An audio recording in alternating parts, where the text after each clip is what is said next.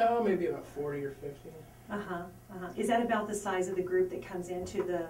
Is it called the Looney bin? No, that was just a bar show. A bar show. Yeah, 40. The Looney bin seats like 275, I believe. And how many come actually fill those seats? Is that pretty sold out? It depends on what show it is. Depends on who it is. Wednesday nights are slow, but the weekends are. They'll fill them. It depends on what comic it is too. You know, they have comics that have followings that. True, true. Well, let's go ahead and get back to it, and we're still running, right, Ben? Yeah, you want to start again here? Okay. We can do 8 more minutes. We're back, and this is Joan with the Joan Jerkovich Show on 910 KINA. You always want to go to the joanjerkovich.com website for the video outtakes, and we can link you on to the podcast and also on iTunes. We're still here with Roamie Lee, and he's our stand-up comic from Salina. So let me see, you're getting rich on this gig, right? No, I barely make any money. I don't do it for them. I do it for the therapy. It's therapy to me. Is it really? Like, yeah. Sometimes you'll get depressed and like you end up making a bit out of it. Comics are a depressed bunch. I've heard that. They're just downtrodden. There's very few can't happy. You name a number of them that have come out as depressives? Yeah. Oh, come on, give me some names. Pretty much all of them. Yes, I have heard that. So for you, it's therapy to force yourself to go out there, perform, try to be funny, be funny. Is that it? Yeah, pretty much. I mean, it just helps you cope with the everyday stupid things you see. So even where in your situation, you're beyond just the walk in the door open mic guy, because you've been doing this for a while. So you get a little stipend when you come in, right? No, not open mics, but I've been paid to work the Looney bin several occasions. I get paid when I go. Right. We've done shows in Topeka. I did a show last year in York, Nebraska. Can I ask how much they pay you for something? Do they pay your travel costs? Does it cover that, or?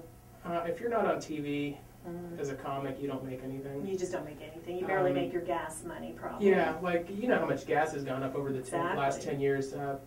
Comics that do like one-nighters, headliners, and then the feature, and then the opening act. The opening act really doesn't make but $50. It's usually a local guy.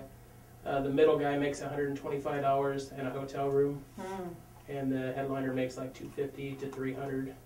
A headliner makes $250 to $300. That isn't even as much as I'd think. Now, no, who was it you said's coming soon to Wichita? Ralphie May. Yeah, he's going to make how much? He's got to make in the thousands. Yeah, I'm not sure what they pay him there, but yeah. Yeah. I'm pretty sure like a guy like that gets a guarantee or gets 100% of the door, one or the other. And they're just going to draw people in for the drinks. drinks. Them shows will be sold out. Exactly. I can see that. So tell me who some of your comic influences are. Who draws you in? George Carlin, probably. Really? My parents let me watch Eddie Murphy's Delirious when I was probably like 11 or 12. And that's a filthy. Yeah. I thank them for it though, because it got me hooked. Yeah, George Carlin, Sam Kinison. And what about some of these comics draws you to them? What sort of comedy? Is it sort of a dark comedy? I don't know them enough to say. I guess they all kind of I'd say George Carlin, filter toward that. George Carlin, just because he doesn't care, pretty much, and he's just a great writer. Right. Like if you take some of his bits, like if you're a comedian and you watch other comedians, you break it down more. And there's just some things that George Carlin, just the way he words them, like it's taught me, like when you write a joke out there, like you need to take as many words out that you can. Look at your joke that you've written and take out the words that you don't need. And then, especially when you're doing, you got to make them sharp and quick. Yep. I can see that. So you do a lot of writing and also then a lot of editing before it even hits the stage. Oh yeah. Right. Yeah, I try to tape my performances too, because sometimes, like when you're on stage, I have a bad memory, so you can hit a funny ad-lib line while you're on stage and not be able to remember it. So I try to tape my shows. So that's a good point. That's a good point. So what about cue cards? Do you do this all off memory when you're up there? Actually, I have a mental block about going on stage without a set list. It's not my jokes written out. It's just little keywords, so I'll remember where I'm at. Right. And the last show I did, it was kind of a trial by fire down in Wichita. I went up without a set list, and I went up without having any alcohol. Because I always have to have a couple beers just to, the butterflies can't fly when they're drowned in a few beers.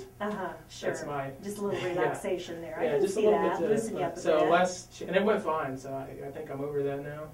Okay, so you can finally kind of go up there and do a little more off the cuff ad lib, but you have to practice some of it. Do you practice like in front of the mirror at home or in front of some friends? I don't. That's my problem. I don't practice. Oh. I just and I don't have. I guess I was taught.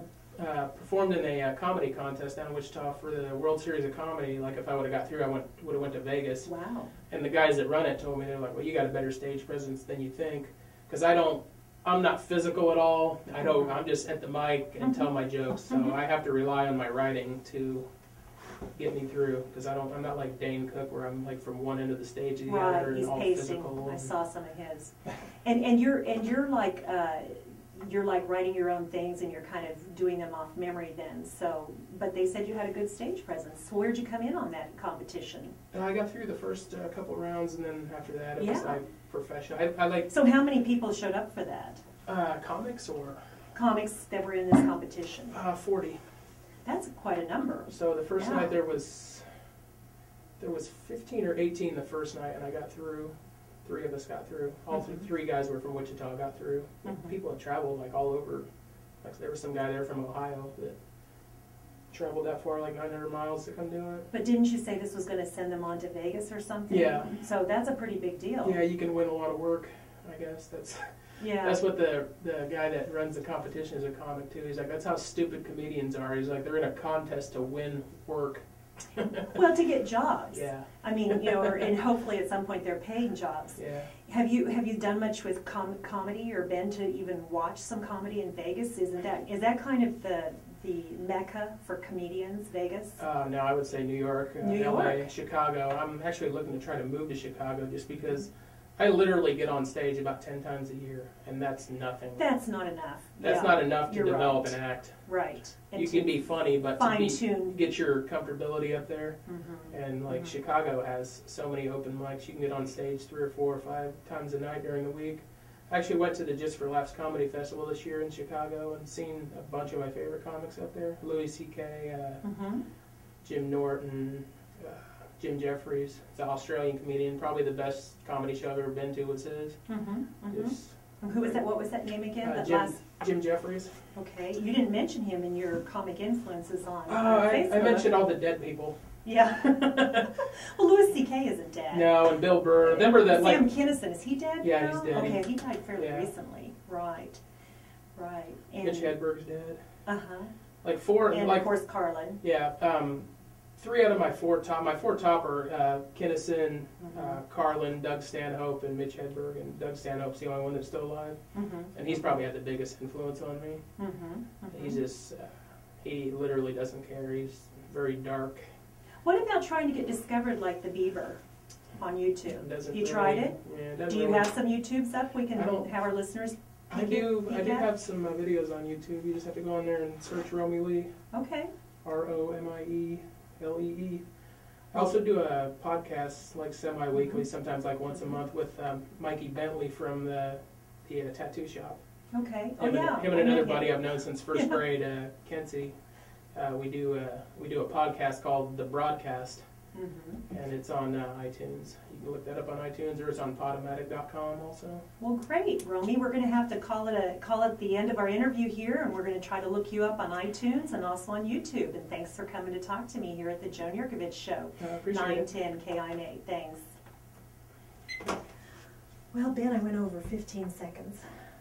So Mom, it doesn't matter. It's you can it's the magic of computers. What an interesting job, I tell you. But 10 shows a year. I'm like, like you said, it's got to be hard. And living here, there's nowhere to go. There's nothing here. Even Wichita's like once a week you can get on stage. That's not enough either. Yeah. Are a lot of those locals that show up there, or do they draw from quite a ways? I mean, they have their headliners and feature acts are from all over the place, but like there's a good amount of open micers down there. I wouldn't even call them open micers because they do paid shows too, but I mean, they're there every week for the open mic just to get better. Oh yeah, that's exactly. The way to do it, exactly. How interesting. I deal with some of that with playing with my band music. It's hard to develop a presence when you can play. You don't want people to get sick of you in one spot. Yeah. And, it's like a couple times a month maybe. But It's all performance, and it's all trying to get the following. And you think that's a bit of it? Just getting a following to follow you as, you know, like your work and like what you do? Yeah, like I said, it's hard to do it here in town. My style of comedy isn't really conducive to a town like this because probably 95% of the people in this town care too much about what other people think about them, so they would not. I've seen it before. I've seen it with professional comics here. If they say something off color, people don't want to laugh in front of their peers that they live with or go to church with. You know what I mean? We're too conservative in a way? Yeah. Is that another way of saying it? A little bit? I would say Because so, most yeah. comics are going to be a little off color, certainly not always politically correct or socially correct for sure. So, yeah. What about recording a live show of yours and putting it up on like a Bandcamp site or somewhere that distributes audio and trying to get people to Actually, I'm gonna. check that out? I got a buddy in Iowa that I met when I first started doing comedy here in town, and he's really dirty. But that's what he liked about me. He's like, you don't care. He's like, most new comics are like, they take too much advice from comics because like established comics don't want new comics being dirty in front of them because they want to be the ones that go up there and start. Niche. That's their thing. You know, I can see it that. takes turf wars. yeah. If you're That's up there, interesting. If you're I up wouldn't there, have thought that. If you're up there drawing, and not all of them are like that. Like he doesn't care, but he you know. I did a show with him in Nebraska last year. He's like, man, he's like, I haven't seen you perform in like 3 years. He's like, you're really good now. He's like, I want to put you on, you know, I want to record you. So we're looking at recording something here in town, but none of the bars here in town do comedy, so we're gonna probably do it at Jimmy's shop, which is, I'm a huge fan of doing recording things like live recordings and alternative venues like that. Yeah, I like that, to do it in the tattoo shop. So Yeah. you might let me know if you get it up and you're wanting to Okay. get it out there. You know, we're driving people to my website. We might put it up for you or work out some arrangement there. Okay. So we're still kind of growing that. And We should start doing that with the doing site. new The guests we opportunities. have like a section where yeah. here they are, and here's where you can find out more about them and what they like, and that's something we should do. That is a nice idea. Yeah, we've been driving new things and new programs on there. This, you know, we're always evolving and changing to keep up on things and keep interesting to the public. So, but the website's great. You can tell everybody about the show and get up there, and anyone from anywhere can see it because we won't. I don't believe we're picked up in Wichita. You know, our our listening, the radio audience is going to be a little more. But yeah, that's where I listened to your interview with Jimmy the other day. Was on the internet, and then I went and listened to it off iTunes. Right, which was good. That was a real good one. Now the iTunes, the one thing about iTunes, and Ben helped settle that up if this is correct. We had some really interesting video outtakes with Jimmy.